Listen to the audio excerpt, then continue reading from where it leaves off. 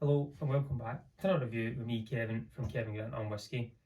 This week we've got a new whisky, one I've already opened. I did want to try and do an unveiling for this video, but I got too excited and I had to open it. So I opened it last week and I thought I'll do the video this week. So I've had a wee try of it. I already kind of know my first thoughts, but we'll maybe get a little bit of difference now since there's a little bit out of the bottle.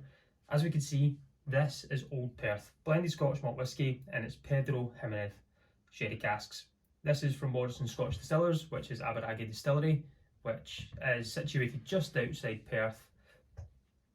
Morrison Distillers have been around for generations. I think they've got more than 5 decades within the industry itself, and they've got loads of things. So we've done Carnmore the other week on the channel. If you've seen that video with the porter casks, this is coming from the same guys at Morrison Distillers. So the Carnmore, they do Old Perth, and Aberaggy is going to be their single malt whisky. I think it was kind of reopened in 2017, that distillery. Old Perth is a blended malt.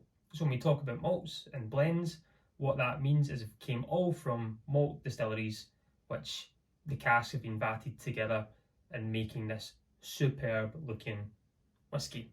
Colour, this is all natural. Cask strength, non-age statement, but it's 56.2% ABV. Old Perth used to be, I think it was part of the blending capital of the world at one point in time. So they're keeping to the roots, they're still keeping the blending going. I think it's one of the only places still left where the name of the bottle, Perth, is still blended in that city, which is kind of cool, I think. Old Perth is one of the whiskies that kind of got me used to not having the fear of saying, oh, it's a blend, I don't want to try a blend. I like single malts, not really understanding the difference between a single malt and a blended malt. And then you came across Old Perth back prior to when they had the older branding, and then they've came out with this new branding. As I said last time, I think the branding in Carnmore, Old Perth, is just absolutely stunning. Old Perth, Pedro Ximenez, first fill PX casks in hogsheads. It's a natural colour, and if you look at this colour, I'll show you, hopefully we can zoom that in and see the legs on it as well. This is super dark, super rich. These sherry casks from Jerez in Spain is what they've been able to use. So sherry itself, if you ever tried sherry, it's quite sweet. Pedro Ximenez is kind of one of the more famous sherries that you'll find, and it's a very, very sweet thing. I think it's a white grape, and what they end up doing is they dry them out into raisins, they then press them, which gives them that really sweet note, the concentrated sweetness to it.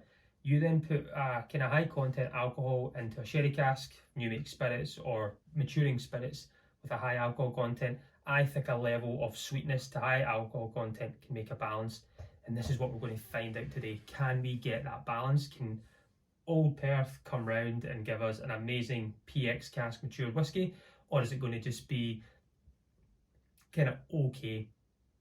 I'm hoping for the first part, and I hope it's going to be really, really good. So I want to try and get the nose on this, give us some nice tasting notes, see what I can get on the palate. We'll add some water, I've got my wee pipette there as well, and see if anything changes through this whiskey. It's only 7,800 bottles of this were able to be made from the vatting of what they pulled together.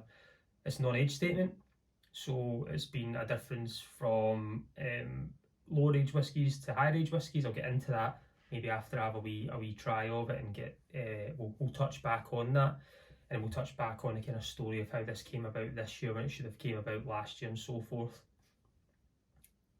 I'm excited for this. I love a sherry cask whiskey. Even though Scotland this week has been crazily warm, 25 degrees, 26 degrees, which is about 80 Fahrenheit for people across the pond there. It's been warm, but we're getting into the colder season. The leaves are starting to change colour. It's going to start getting colder. When it starts getting colder, I see myself reaching for more sherry casks. I think they give me a nice warm feeling inside. The kind of bourbon casks move to the side a little bit. So I find myself a seasonal drinker of certain types of casks. When we move into winter, then it's just big, bold sherry, peat bombs and so forth. But enough of that. Let's get this on the nose. Let's get this on the palate. Let's see what tasting notes we can get from this PX cask. So I've poured myself a nice big dram today, usually quite small ones, but I've got this. I've had it sitting in the glass for a wee bit whilst I've been setting up. So hopefully it's settled down a little bit more and we can get some good notes from it. So we'll get it on the nose first. Yep, straight away, this is bold, juicy sherry notes. You get that dark kind of raisin note from it. There is a little bit of a frothy chocolate from, you know, maybe chocolate sprinkles on top of chocolate milkshake or so forth. There is that kind of nice chocolate note in the background, raisins, your darker fruits. It's just, it smells juicy. It's hard to kind of describe that side of it.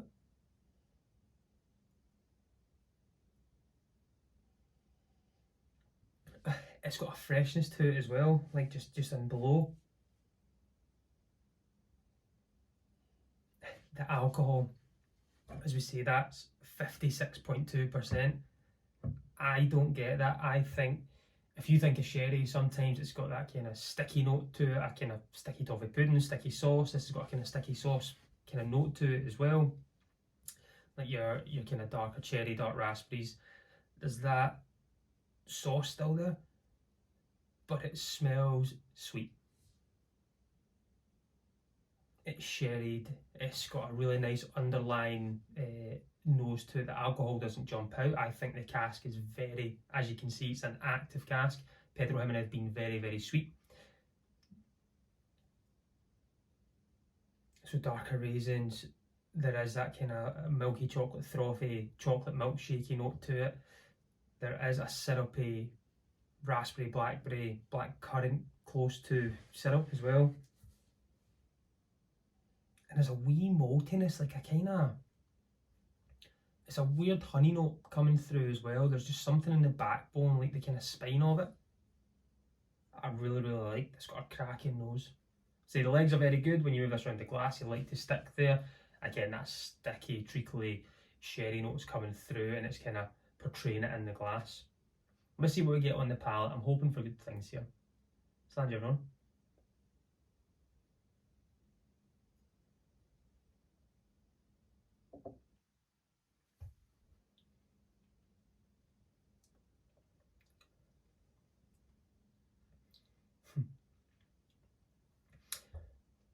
Chewy.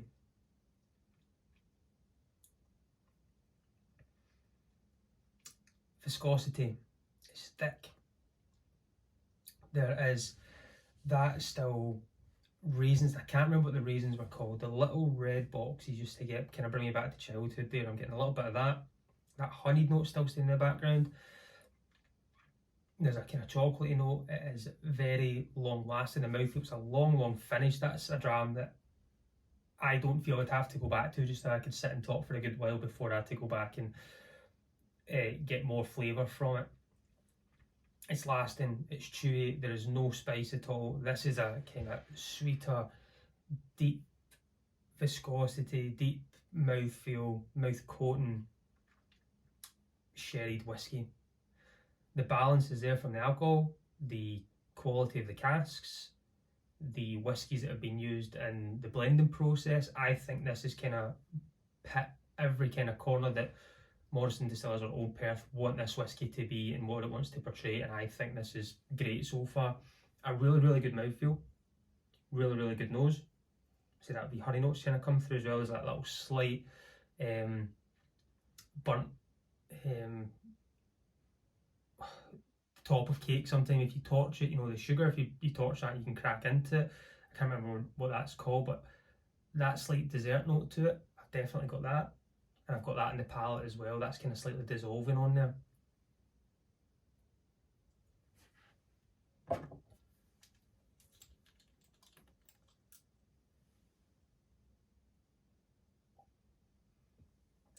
few drops of water. I say there's no spice. None. Absolutely. I was just kind of seeing if that's my first dram today as well. And on the palate, there's nothing there to give me spice, which is wild for something that can be sherry, because sometimes sherry, I can find a little spice note at the back, but Pedro Ximenez being so sweet is, I just can't find that there. A little bit back to the whiskey itself. It's blended malt. This was supposed to be released last year when the guys at Aberaggy wanted to kind of get it bottled. Graham, who works there, Graham Mack, he thought it just wasn't ready. And they're all about quality control. They're all about releasing top quality whiskies. It's not about quantity and just getting out there. It's about the quality and the quality control. Decided to hold on to it a little bit longer, and which they did. This was then released later than they wanted to, but all for the right reasons. This is then came out at this quality, and I think it's magic. It'd be good to have tried it before, because if these guys are saying it's not ready and they just want to find that proper sweet spot, they've done the right thing here. Graham has then bottled this. He's got a lot of kind of connection to it as well. He bottled this, unfortunately, just when his father had passed away, so he got a lot of time to spend with it, and it was a little project that when he was in a slightly darker place for him. And I think this is amazing whiskey in homage to that there's so much care and time taken into this whiskey, and it kind of hit home a wee bit for me to take care of it, and he's done a fantastic job. This whiskey, from the blended side of things, is mostly Speyside whiskies. If you think of Speyside whiskies that are sherried, if you like sherried whiskies from Speyside, you're looking at Aberlour, Craigellachie's. Other ones around about there, I've got no idea what's in it. Something they won't put on the bottle and they won't tell me. But I'm going to go around that neck of the woods. The Craigellachie side, I feel with that mouthfeel.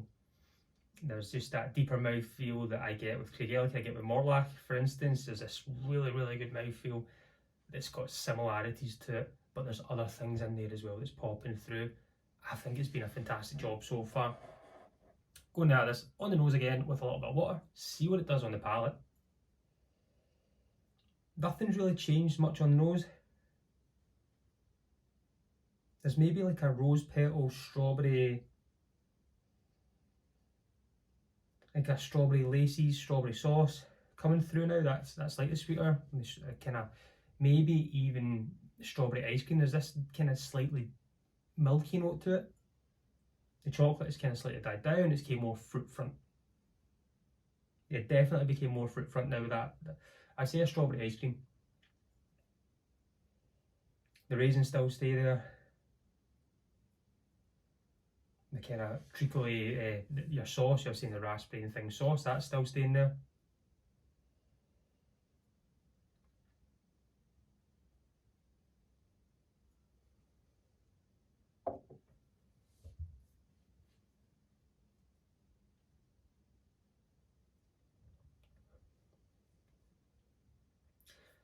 The palate doesn't change. It's got all those good notes. Still staying juicy, forefront, long lasting, deep. There's a richness coming through now as well that I've not had before. And I think that's just because I've had a sip now and the alcohol's climatised to the palate. This is amazing whiskey. This is probably going to be the winter whiskey for me, the easy to reach for, to go for.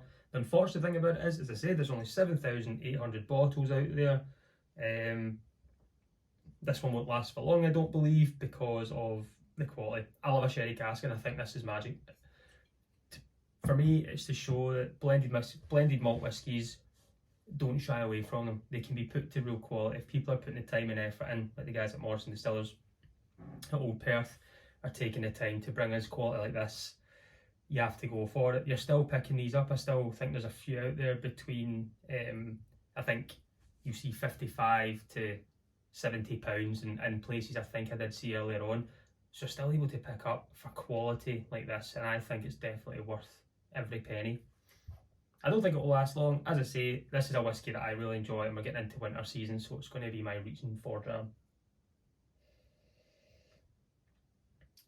I'm going to go and sit back, I'm going to go and finish my dram, go and relax, try and hide this out the way and lock it away so I don't keep reaching for it, and just enjoy the rest of my night, I think, of all what's left of this warm weather. Maybe the warmest week in Scotland in September, but we'll wait and see. Raise a wee glass to my friend Tommy.